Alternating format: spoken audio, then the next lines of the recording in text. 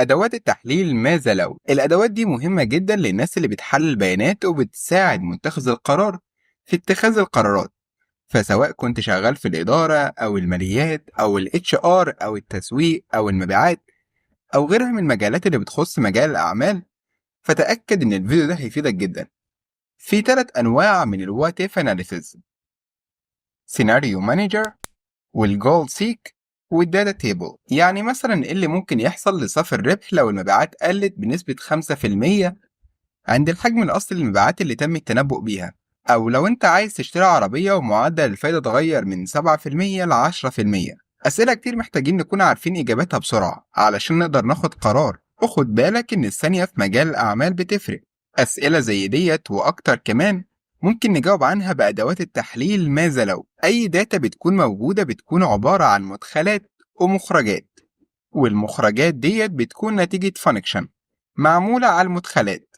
وفي السيناريو مانجر أو الداتا تيبل أنا بعدل في المدخلات وبشوف إيه المخرجات أو النتيجة اللي هتحصل. أما في الجول سيك بعدل في المخرجات أو النتيجة وبشوف إيه التغيير اللي هيحصل في المدخلات لما النتيجة تتغير لقيمة معينة. أداة الداتا تيبل: في نوعين من الداتا تيبل، يا إما تنشئ جدول بيانات من متغير واحد إدخال واحد بس، أو إنك تنشئ جدول بيانات من متغيرين 2. في إنشاء جدول البيانات من متغير واحد هنفترض تغير قيمة واحدة بس. يعني مثلا في الجدول ده بيعبر عن المبيعات الفعلية والتقديرية لكذا سنة، وعايز أعرف لو غيرت نسبة معدل النمو بس الإيرادات في الحالة ديت هتكون قد إيه. فبعمل جدول فيه معدل النمو بفترض نسب مختلفة بحيث أعرف إيه هي الإيرادات المتوقعة مع تغيير النسب دي. الأول هعمل سيلكشن، ومن ضمن السيلكشن ده بيكون فيه المعادلة اللي بتجيب لك قيمة الإيرادات، ومن تبويب داتا وبعدين وات اف اناليسيز بختار الداتا تيبل، وبعدين احدد خلية ادخال عمود بس، خلية معدل نمو المبيعات اللي هي Q2، وبعدين اضغط اوكي. بيجيب لي الايرادات المتوقعة مع كل نسبة انا كاتبها. اما بالنسبة لانشاء جدول بيانات من متغيرين 2، يعني بدل ما التغيير هيتم بناء على قيمة واحدة هيتم بناء على قيمتين. يعني مثلا هنا انا عايز اعرف ايه هي اجمالي الدفعات مع تغيير معدل الفايدة ومبلغ القرض. في رؤوس الأعمدة هتدخل القيم اللي بتفترضها لمبلغ القرض، وفي رؤوس الصفوف هتدخل النسب اللي انت بتفترضها لمعدل الفايدة. هتعمل سيلكشن على الجدول كله، ومن تبويب داتا وبعدين وات اف اناليسيز هختار داتا تيبل.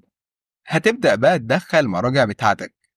مثلا في الصفوف المرجع بتاعي اللي هو معدل الفايدة اللي هو ده، وبالنسبة لمبالغ القرض اللي موجودة في الأعمدة فالمرجع بتاعي هو ده، وبعدين هضغط أوكي. مع إن أداة الداتا تيبل أداة مفيدة وكويسة جدا، بس فيها شوية قيود.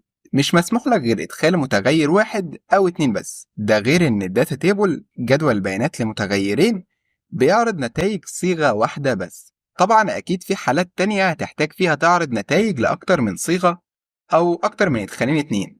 هنا بقى مدير السيناريو هيفيدك، فأنت تقدر تخزن مجموعات مختلفة من قيم الإدخال، مش قيمة واحدة أو 2 زي داتا تيبل. أكتر من كده بكتير طبعا. القيم ديت اسمها السيناريو، وكل مجموعة بتسمى باسم معين، مثلا حالة 1 حالة 2 وهكذا على حسب ما انت عايز تسميه. وممكن تبدل ما بين السيناريوهات علشان تشوف نتائج كل سيناريو لوحده، وممكن تعرض كل السيناريوهات في تقرير واحد، أو ممكن تعرضه في تقرير بيفوت تيبل. تعال نشوف مثال. مثلا عندك جدول بيانات بيحسب أرباح كل منتج، والمطلوب إنك تحاول تعرف إيه التأثير اللي هيحصل على إجمالي الربح لو اتغيرت تكلفة العمالة أو الأجور في الساعة وتكلفة المواد كمان. وهنا ممكن نعمل 3 احتمالات. مثلا الحالة الأولى دي الحالة الأفضل، هنفترض لو تكلفة ساعات العمل وتكلفة المواد بقت أقل. والحالة التانية اللي هي الحالة الأسوأ، هنفترض هنا حالة الزيادة. والحالة التالتة ده المتوسط أو الوضع الطبيعي. طيب ليه أنا بحط أكتر من احتمال؟ لأن الناس اللي بياخدوا القرارات لازم يكونوا مستعدين في حالة حدوث أسوأ احتمال أو أفضل احتمال، لأن القرار بيتاخد في جزء من الثانية. وبما إن الثانية في مجال الأعمال بتفرق، فلازم أكون عامل حسابي في المشاكل اللي ممكن تحصل علشان أقدر أخد قرار بناء على دراسة، ما يكونش قرار عشوائي وخلاص. فأنا بحاول أدي لنفسي وقت قبل ما يحصل أي مشكلة، وأدي لنفسي وقت أدرس وأحلل. إذا لو عايز تحلل أكتر من متغيرين فبستخدم السيناريو مانجر. من وات إف أناليسيز هختار سيناريو مانجر، وبعدين هيظهر نافذة هتضغط على آد إضافة سيناريو. هيظهر لك نافذة تانية هتكتب اسم السيناريو، مثلا أفضل حالة، وبعدين هتبدأ تدخل خلايا المتغيرة، الخلايا اللي انت عايز تعمل لها سيناريو، بحد أقصى 32 إدخال. أنا هنا هعمل لمتغيرين 2 بس، اللي هما البي 2 والبي 3.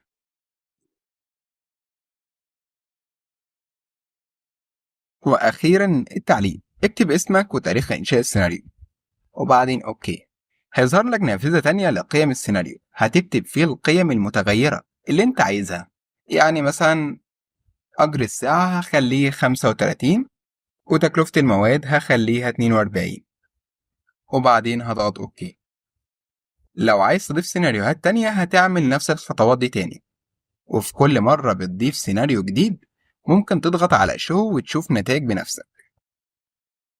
ولو عايز تعدل عليه من edit، وممكن تعمل دمج للسيناريوهات الموجودة في أكتر من ملف مع بعض في تقرير واحد، بمعنى تجمع سيناريوهات مختلفة وتخليها في تقرير واحد بس. وممكن تعرض كل حالة لوحدها عن طريق قائمة منسدلة في الكويك اكسس تول بار، اللي هو شريط المهام السريع، عن طريق تاب فايل، وبعدين اوبشن، وبعدين كويك اكسس تول بار. هحدد على جميع الأوامر، وهنزل أدور على السيناريو،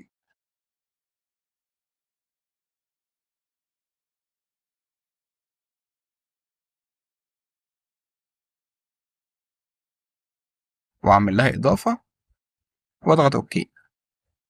هتلاقيه ظهر معاك في الكويك اكسس تول بار. لو عندك أكتر من سيناريو هيظهرهم لك هنا. في النهاية تقدر تعمل السيناريوهات ديت في تقرير من خلال السمري. ممكن تعمل ملخص سمري، أو ممكن تعمل تقرير بيفوت تيبل، وبعدين هتحدد الخلايا اللي تظهر النتائج، وبعدين أوكي. إن أقصى عدد وحدات السيناريو أو الإدخال اللي ممكن تضيفها 32 إدخال بس. آخر حاجة هنتكلم عنها الجول سيك، اللي هو الاستهداف. أداة الجول سيك عكس الداتا تيبل والسيناريو مانجر. في الداتا تيبل والسيناريو مانجر فيهم كنا بنغير خلايا الإدخال فالنتائج بتتغير، لكن في الاستهداف العكس اللي بيحصل، بنغير النتائج علشان نشوف إيه التأثير اللي هيحصل على خلايا الإدخال لما تكون عايز نتيجة معينة. بمعنى أنا لو عندي جدول زي ده وعايز أعرف إيه المبيعات المطلوبة أحققها علشان أوصل لصافي ربح 8000 جنيه من تبويب داتا، وبعدين وات إف أناليسيز، وهختار الجول سي. في السيت سيل هتحدد مرجع أو خلية واحدة يكون فيها صيغة واللي بتظهر نتيجة الأرباح اللي هي C7. أما في to value هتكتب القيمة اللي انت عايز تستهدفها بشكل يدوي، وطبعا احنا بنستهدف ربح 8000 جنيه. وفي الباي تشينجين سيل هتدخل مرجع خلية اللي هي الخلية اللي انت المفروض تحققها علشان توصل ل 8000 جنيه صافي ربح. وزي ما قلت لك انا عايز اعرف ايه هي المبيعات المفروضة احققها علشان اوصل لصافي ربح 8000 جنيه، فانا عايز الربح يكون بناء على المبيعات، فهحدد الخلية دي البضاعة المباعة، وبعدين أوكي. هتلاقي قيمة المبيعات اللي في الجدول اتغيرت، وده حجم المبيعات اللي المطلوب أحققها علشان أحقق ربح 8000 جنيه. ده كده بالنسبة لو أنت هتغير قيمة إدخال واحدة بس. أما لو أنت هتغير قيمتين فهتستخدم أداة تانية، وتحديدا السولفر، وهي شبيهة برضه بالاستهداف، بس ديت بتضم عدد أكبر من المتغيرات. وممكن برضه تستخدم أدوات تانية اسمها الأناليسيس باك، هنتكلم عنها بعدين. أنصحك إنك ترجع تشوف الفيديو مرة تانية وتالتة ورابعة كمان لحد ما تقدر تتقن الأدوات دي، لأنها فعلا مهمة جدا. واستنانا في الفيديو اللي جاي مع أهم 10 دوال في الإكسل على حسب اللي ذكرته شركة مايكروسوفت، وطبعا غير المتداول اللي موجود على النت. لو عندك أي استفسار سيبه لنا في التعليقات وهنرد عليه.